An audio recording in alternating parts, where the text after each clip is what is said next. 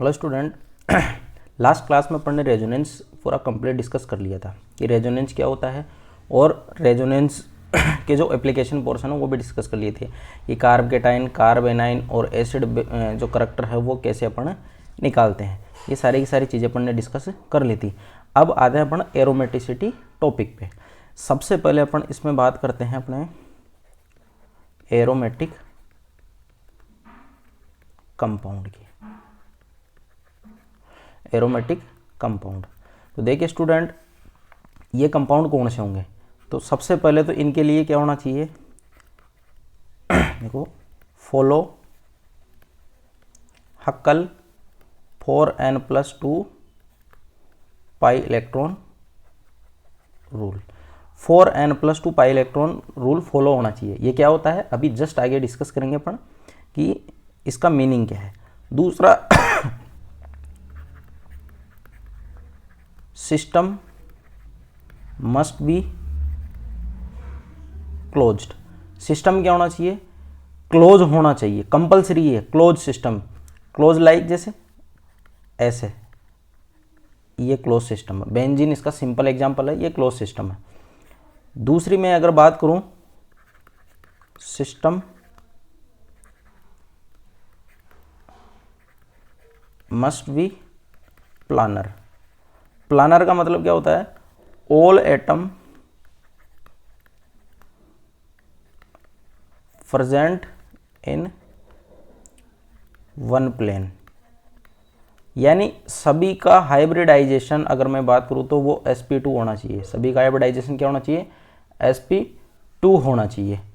ठीक है, उसके बाद बात करते हैं अपन थर्ड पॉइंट की। तो electron D localisation is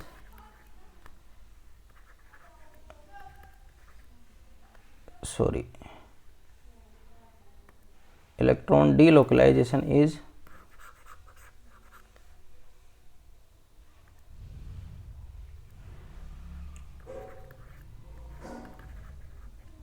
necessary for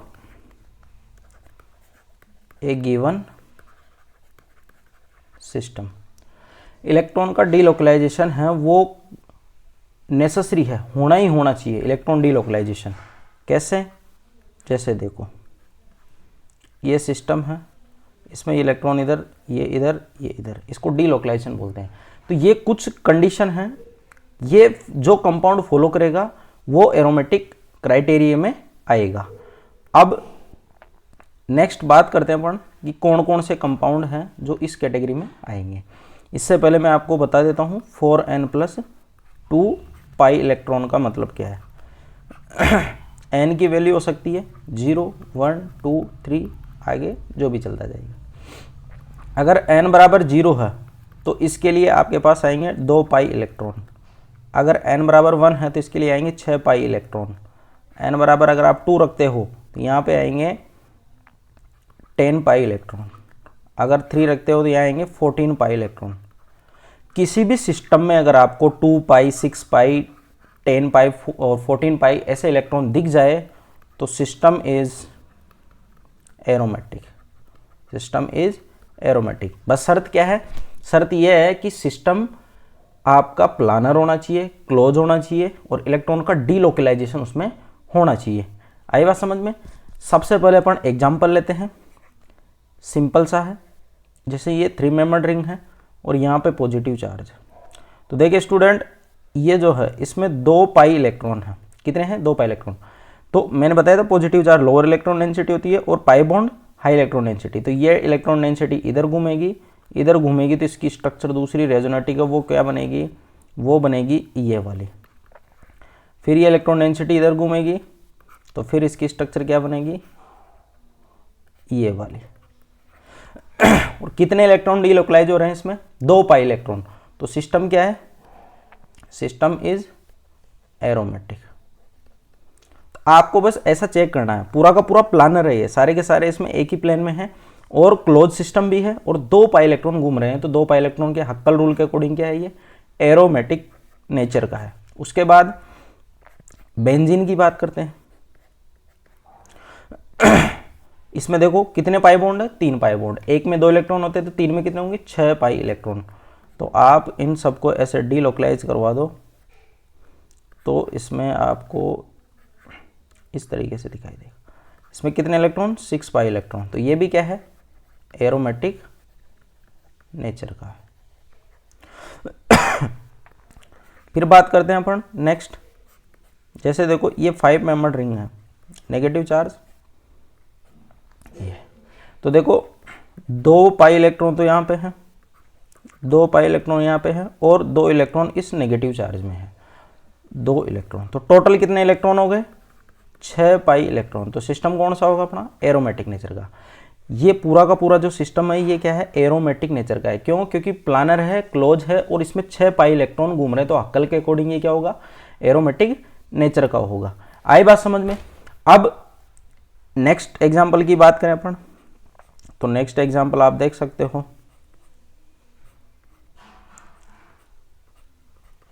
ये।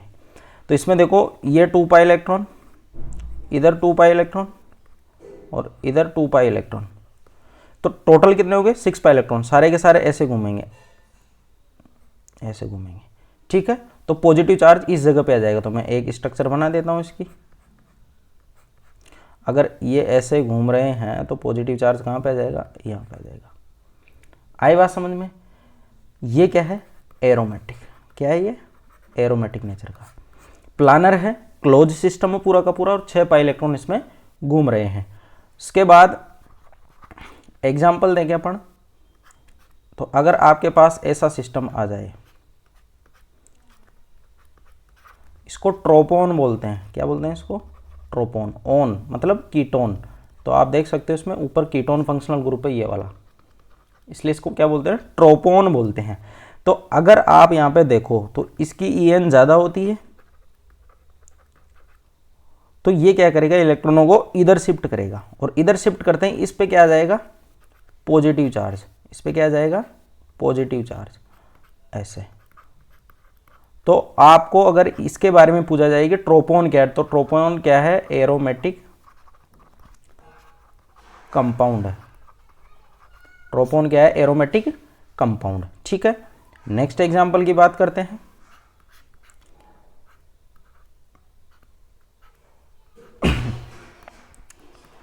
ये ऑक्सीजन।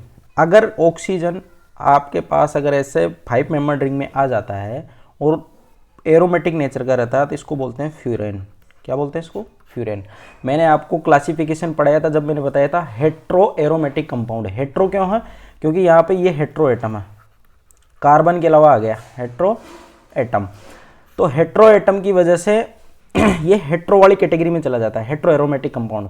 तो आप देख सकते हो 2 पाई इलेक्ट्रॉन है, इसमें कितने हैं, 2 पाई इलेक्ट्रॉन और 2 यहाँ पे ये लोन पेयर, इसमें एक लोन पेयर इसमें डीलोकलाइज होता है, ऐसे ऐसे। तो इसके 2 इलेक्ट्रॉन, तो टोटल कितने हो गए, 6 पाई इलेक्ट्रॉन। 6 पाई इलेक्ट्रॉन हो गए तो किस कैटेगरी में आएगा ये, एरोमेटिक कैटेगरी में। आगे बात करते हैं अपन, ऐसा ही एक मिलता जुलता कंपाउंड है नाइट्रोजन का। इसमें 6 पाई इलेक्ट्रॉन, आप देख सकते हो जैसे ऑक्सीजन में 2 इलेक्ट्रॉन जा रहे थे, ऐसे इसमें नाइट्रोजन के 2 इलेक्ट्रॉन चले जाएंगे। इसका नाम क्या है, इसका नाम है पाइरोल। इसको पाइरोल बोलते हैं। हेट्रो एरोमेटिक कंपाउंड है ये। क्या है, हेट्रो एरोमेटिक कंपाउंड। अब नेक्स्ट बात करते हैं अपन, एक एटम है बोरोन वाला, कार्बन की जगह।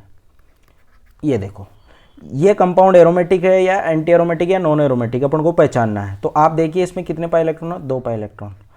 इस बोरोन के पास वैकेंट p ऑर्बिटल है, वैकेंट p ऑर्बिटल। तो ये अपने ये जो पाई बॉन्ड के इलेक्ट्रॉन है इनको क्या कर लेता है, ये कैप्चर कर लेता है। वैकेंट p ऑर्बिटल वाले एज लाइक कार्बोकेटाइन की तरह ट्रीट करते हैं, एज लाइक कार्बोकेटाइन की तरह आपको इसको ट्रीट करना है। तो आप देख सकते हो कितने इलेक्ट्रॉन घूम रहे हैं इसमें, 2 पाई इलेक्ट्रॉन। 2 पाई पे क्या आता है, एरोमेटिक। 2 पाई पे क्या आता है, एरोमेटिक। आई बात समझ में? तो ये किस कैटेगरी में जाएगा? एरोमेटिक कैटेगरी में जाएगा। अब अपन नेक्स्ट बात करते हैं, मैं स्लाइड ऐड कर लेता हूं इसमें।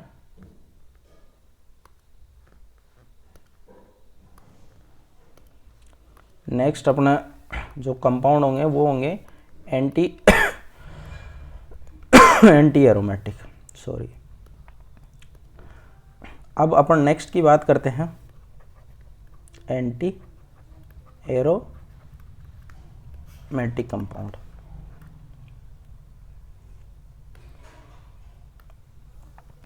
एंटी एरोमेटिक सेम है उसके जैसे ही, follow Huckel for n pi electron, इधर अलग रूल है, तो वो क्या होंगे? Anti aromatic. शॉर्ट फॉर्म में लिख रहा हूं मैं। एन यहाँ पे याद रखना 1 होगा, 2 होगा, 3 होगा, उससे ज़्यादा 0 नहीं होगा कभी भी, क्योंकि 0 पे कोई सिस्टम एग्जिस्ट ही नहीं करेगा।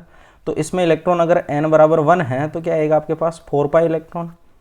2 है तो क्या आएगा? 8 पाई इलेक्ट्रॉन। 3 है तो क्या आएगा? 12 पाई इलेक्ट्रॉन। तो ऐसे आगे चलता जाएगा, 16 पाई इलेक्ट्रॉन एटसेट्रा। दूसरी कंडीशन क्या होनी चाहिए? सिस्टम क्या होना चाहिए? क्लोज होना चाहिए। सिस्टम क्या होना चाहिए? प्लानर होना चाहिए। और इलेक्ट्रॉन का क्या होना चाहिए? डीलोकेलाइजेशन होना चाहिए। तो ऐसे सिस्टम अपने किस कैटेगरी में आएंगे? ऐसे सिस्टम अपने आएंगे एंटी एरोमेटिक कैटेगरी में आएंगे। ठीक है, तो इसके एग्जाम्पल कौन कौन से हैं वो देख लेते हैं। इसके एग्जाम्पल होंगे, जैसे देखो ये है 2 पाई इलेक्ट्रॉन तो यहाँ पे है, 2 पाई इलेक्ट्रॉन यहाँ पे, टोटल कितने हो गए? 4 पाई इलेक्ट्रॉन। अगर 4 पाई इलेक्ट्रॉन हो गए तो ये क्या हो गया? Anti aromatic. फिर बात करते हैं अपन इस वाले सिस्टम की। देखो यहाँ पे मैंने अगर पॉजिटिव चार्ज लगाया था इससे पहले वाले में, तो वो एरोमेटिक की कैटेगरी में जा रहा था, लेकिन यहाँ कंडीशन चेंज हो गई है। 2 पाई इलेक्ट्रॉन तो इसके और 2 इलेक्ट्रॉन इसके सॉरी, टोटल कितने हो गए? 4 पाई इलेक्ट्रॉन। तो किस में जाएगा? एंटी एरोमेटिक कैटेगरी में जाएगा। किस में जाएगा? एंटी एरोमेटिक कैटेगरी में। ऐसे ही मैंने यहाँ पे 5 मेंबर में यहाँ नेगेटिव चार्ज रखा तब तो एरोमेटिक में जा रहा था, लेकिन अगर मैं यहाँ पे पॉजिटिव चार्ज रख देता हूँ इस कार्बन के ऊपर, तो ये किस टाइप का हो गया? Anti aromatic. क्यों? क्योंकि 2 पाई इलेक्ट्रॉन इसके, 2 पाई इलेक्ट्रॉन इसके, तो टोटल कितने हो गए? 4 पाई इलेक्ट्रॉन। तो 4 पाई इलेक्ट्रॉन में एंटी एरोमेटिक नेचर का होगा। ऐसे ही नेक्स्ट एग्जाम्पल की बात करें अपन, यहाँ पे पॉजिटिव चार्ज जब रखा था तो ये एरोमेटिक में था, लेकिन अगर मैं नेगेटिव रख देता हूँ, तो नेगेटिव रखेंगे तो 2 इसके, 2 इसके, 2 इसके और 2 इसके, टोटल कितने हो गए? 8 पाई इलेक्ट्रॉन। ये किस कैटेगरी में जाएगा? एंटी एरोमेटिक कैटेगरी में जाएगा। ठीक है, आगे अपन नेक्स्ट बात करते हैं और एग्जाम्पल की। तो और एग्जाम्पल देखिए आप, जैसे बोरॉन है ये बड़ा, तो मैंने बोला था इसको किसकी तरह ट्रीट करना है? As like positive charge. तो पॉजिटिव चार्ज की तरह तो टोटल कितने electron? 2 pi electron, 2 pi electron, तो ये कितना हो गया इसमें? Total 4 pi electron. तो ये किस कैटेगरी में आएगा? एंटी एरोमेटिक कैटेगरी में आएगा। ये आई बात समझ में? ऐसे ही एक सिस्टम है बेंजीन के जैसा, लेकिन नेगेटिव चार्ज, नेगेटिव चार्ज। तो टोटल कितने इलेक्ट्रॉन काउंट हो रहे हैं इसमें? देखो 2 इसके, 2 इसके, 2 इसके और 2 इसके, 8 पाई इलेक्ट्रॉन। तो ये क्या होगा? एंटी एरोमेटिक नेचर का होगा। आई बात समझ में? एंटी एरोमेटिक में कुछ नहीं देखना आपको, सिस्टम देखना, क्लोज सिस्टम है। अगर उसमें 4 pi electron, 8 pi electron, 12 pi electron, 16 pi electron ऐसे घूम रहे हैं तो वो एंटी एरोमेटिक में जाएगा। अगर उसमें 2 पाई इलेक्ट्रॉन, 6 पाई इलेक्ट्रॉन है उसमें, 10 पाई इलेक्ट्रॉन है उसमें 14 पाई इलेक्ट्रॉन है, तो वो किस कैटेगरी में आएगा? एरोमेटिक कैटेगरी में आएगा। ठीक है, अब बात करते हैं अपन थर्ड अपना non aromatic. Non aromatic compound कौन से होंगे? तो नॉन एरोमेटिक में देखो, सबसे पहले मैं लिख देता हूँ एट लीस्ट उसमें 1 कार्बन एटम, एक कार्बन एटम होगा, वो होगा sp3 हाइब्रिडाइज्ड, sp3 हाइब्रिडाइज होगा। ये नॉन प्लानर होंगे, नॉन प्लानर होंगे, यानी sp3 आ गया ना, तो sp3 आते हैं वो प्लेन से बाहर भेज देगा, क्योंकि टेट्राहेड्रल स्ट्रक्चर कैसी होती है, एक प्लेन में थोड़ी होती है, मैंने आपको बताया 2 बॉन्ड एक प्लेन में रहते हैं, 2 एक प्लेन के अंदर एक प्लेन के बाहर रहता है। तो नॉन प्लानर सिस्टम होंगे, और ये सिस्टम नॉन कॉन्जुगेटेड भी होंगे। नॉन कॉन्जुगेटेड, नॉन कॉन्जुगेटेड का मतलब होता है इसमें एक पाई बॉन्ड दूसरे पाई बॉन्ड से कोई रिलेशन नहीं रखेगा। इसके बीच में देखो ये sp3 वाला कार्बन आ गया है, तो ये सेपरेट पड़ा है, ये भी सेपरेट पड़ा है, तो ये नॉन एरोमेटिक की कैटेगरी में जाएंगे। ठीक है, ये में भी साइक्लिक और असाइक्लिक हो सकते हैं। ये साइक्लिक हो भी सकते हैं और साइक्लिक नहीं भी हो सकते हैं। ठीक है ना, आपको देखना है नॉन प्लानर होंगे, कॉन्जुगेशन इनमें नहीं होगा।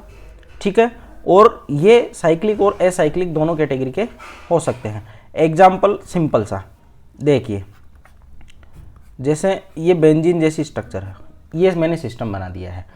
यहाँ ये जो यहाँ ये जो कार्बन है ये sp3, अगर sp3 है तो sp3 होते ही ये तो किस में चला गया, नॉन एरोमेटिक में। किस में चला गया, नॉन एरोमेटिक में। ब्यूटाडाइन सिस्टम ये वाला देखो, इसमें 2 पाई इलेक्ट्रॉन है, 2 पाई इलेक्ट्रॉन है, sp3 नहीं है इसमें, कार्बन sp3 तो नहीं है, लेकिन ये क्या है, असाइक्लिक। तो असाइक्लिक आते ही भी किस में चला जाएगा, ये चला जाएगा नॉन एरोमेटिक में। किस में चला जाएगा, नॉन एरोमेटिक में। ऐसे ही मैं रिंग की बात करूँ, थर्ड मेंबर रिंग है, इसके अंदर ये कार्बन क्या है, sp3 है, दिख रहा है साहब। जिस कार्बन के कोई भी पाई बॉन्ड अटैच में नहीं है तो वो हमेशा sp3 में ही जाएगा। तो ये क्या अपना किस कैटेगरी में चला जाएगा, नॉन एरोमेटिक कैटेगरी में। ऐसे ही सिस्टम अगर और देखें अपन, ये सिस्टम ये असाइक्लिक सिस्टम है। क्या है, असाइक्लिक। असाइक्लिक दिखते हैं आपको, सीधा क्या करना है, नॉन एरोमेटिक, दिमाग नहीं लगाना कुछ भी इसमें, क्या हो जाएगा, नॉन एरोमेटिक। तो ये सारे के सारे नॉन एरोमेटिक वाले केस है। अब मैं बात करता हूँ स्टेबिलिटी ऑर्डर की, स्टेबिलिटी ऑर्डर की ओवरऑल, कि कौन से ज़्यादा स्टेबल होंगे, कौन से कम होंगे। तो सबसे ज़्यादा स्टेबल होते हैं एरोमेटिक कंपाउंड, उससे कम होते हैं नॉन एरोमेटिक, और उससे कम होते हैं एंटी एरोमेटिक। कौन से होते हैं, एंटी एरोमेटिक। तो ये स्टेबिलिटी ऑर्डर है आपका। इसका एक एग्जांपल कर लेते हैं, फिर अपन आगे नेक्स्ट टॉपिक पढ़ते हैं। देखो क्वेश्चन की मैं बात करूं, जैसे देखो आपके पास एक सिस्टम ऐसा दे दिया, एक सिस्टम आपके पास ऐसा दे दिया, और एक सिस्टम आपके पास ऐसा दे दिया। ठीक है, अब आपको चेक करना है इनमें first, second, third, stability order निकालना है। तो देखिए स्टूडेंट, सबसे पहले वाला है, जो पहले वाले में आपको चेक करना है कि इसमें कितने पाई इलेक्ट्रॉन है। इसमें 2 पाई इलेक्ट्रॉन है, तो 2 पाई इलेक्ट्रॉन है तो किस में चला गया, एरोमेटिक। इसमें देखो स्टूडेंट कितने इलेक्ट्रॉन है, 2 इसके 2 इसके, तो टोटल कितने, 4 पाई इलेक्ट्रॉन। अगर 4 पाई इलेक्ट्रॉन इसमें आ गए तो ये कौन सा हो जाएगा, एंटी एरोमेटिक। और अगर मैं बात करूं इसकी, तो ये sp3, ये भी sp3 आ गया ना, तो नॉन एरोमेटिक। तो स्टेबिलिटी ऑर्डर क्या हो जाएगा, स्टेबिलिटी ऑर्डर हो जाएगा अपना फर्स्ट की सबसे ज़्यादा, उससे कम 2 की सबसे कम, सॉरी गड़बड़ हो गया, गड़बड़, प्रिंटिंग मिस्टेक। सबसे ज़्यादा किसकी होगी, फर्स्ट वाले की, उसके बाद थर्ड वाले की, और उससे कम सेकंड वाले की, क्योंकि एंटी एरोमेटिक है ना, सबसे लीस्ट रहते हैं वो। ठीक है, नोट लगा के आप एक एग्जाम्पल है उसको लिख लीजिएगा, COT, साइक्लो ऑक्टा टेट्राइन। इसकी स्ट्रक्चर कैसे होती है, इसकी स्ट्रक्चर ऐसी होती है, 1 pi bond, 2 pi bond, 3 pi bond, 4 pi bond. आपको इसमें 8 पाई इलेक्ट्रॉन दिखेंगे, लेकिन इसकी जो स्ट्रक्चर है वो इस फॉर्म में एग्जिस्ट नहीं करती है, does not exist this form. तो वो एग्जिस्ट किस में करती है, वो एग्जिस्ट करती है ऐसे,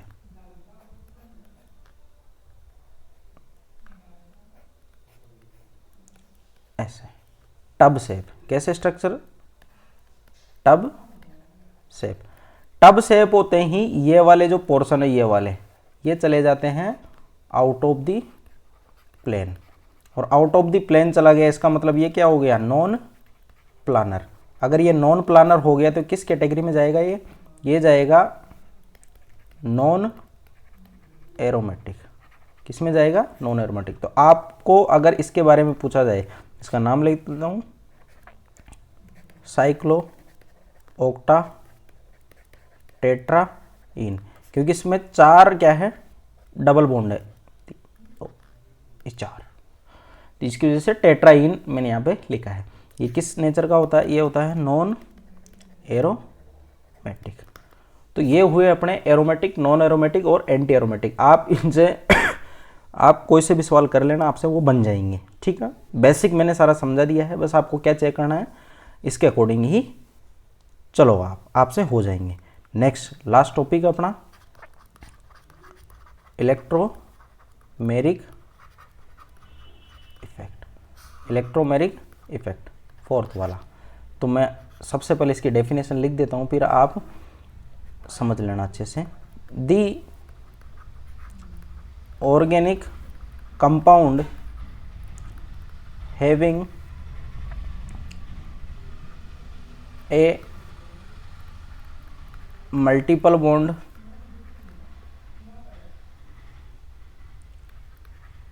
so this effect in the presence of an attacking reagent only। ये इंपॉर्टेंट है इसमें। ये इफेक्ट कब शो करता है? जब आपके पास अटैकिंग रिएजेंट होंगे। अटैकिंग रिएजेंट कौन से होते हैं? या तो न्यूक्लियोफाइल होंगे या इलेक्ट्रोफाइल होंगे। यानी ये आप बाहर से कुछ डालोगे तभी दिखेगा, यानी ये टेम्पोरेरी इफेक्ट है। जब वो आएगा तभी दिखाएगा, अदरवाइज नहीं दिखाएगा, यानी टेम्पोरेरी है ये। तो मैं यहाँ लिख देता हूँ, it is a temporary effect. अब एग्जाम्पल से समझ लेते हैं कैसे हैं। जैसे देखो, ये मल्टीपल बॉन्ड है, ये मैंने कोई बाहर से अटैकिंग रिएजेंट डाल दिया है, इसको इलेक्ट्रोफाइल बोलते हैं अपन। क्या बोलते हैं? इलेक्ट्रोफाइल। ये हाई इलेक्ट्रॉन डेंसिटी है, ये क्या है? Lower electron density.